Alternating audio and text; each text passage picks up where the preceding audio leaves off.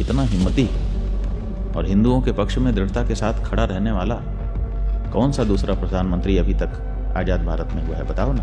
हिंदुओं का स्वाभिमान जागा है, हम एंटी मोदी नहीं हैं। हिंदू होने के नाते हिंदू भावना को जब बल मिलता है तो स्वाभाविक रूप से प्रसन्नता होती है, और ये काम नरेंद्र मोदी जी कर रहे हैं। सच बात यह है, और हिंदुओं का जो स्वाभिमान जागा है ये कोई छोटी बात नहीं है।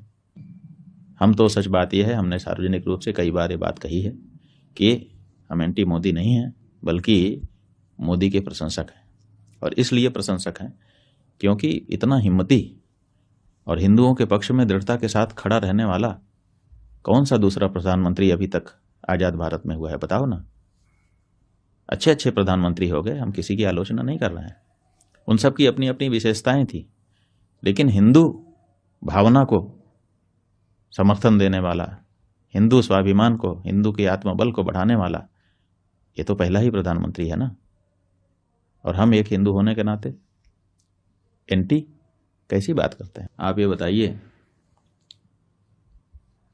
कि जब इन्हीं प्रधानमंत्री के द्वारा, इन्हीं के गृह मंत्री के द्वारा धारा 370 समाप्त की गई, क्या उसका स्वागत हमने नहीं किया?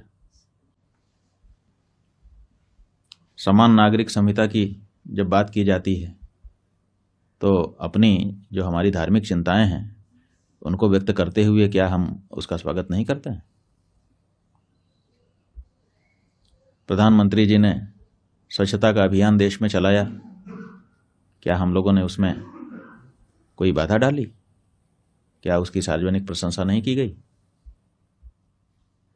श्री राम जन्मभूमि के निर्णय के आने के बाद किस तरह से लॉ एंड ऑर्डर को पूरे देश में मेंटेन किया गया, किसी प्रकार का कोई दंगा फसाद नहीं होने दिया गया, इतने बड़े निर्णय के आने के बाद भी ये जो उनका प्रशासन के संचालन का कौशल था, क्या इसके बारे में हम लोगों ने सार्वजनिक रूप से प्रशंसा नहीं की? जो हिंदू होने के नाते हिंदू भावना को जब बल मिलता है तो स्वाभाविक रूप से प्रसन्नता होती है, और ये काम नरेंद्र मोदी जी कर रहे हैं।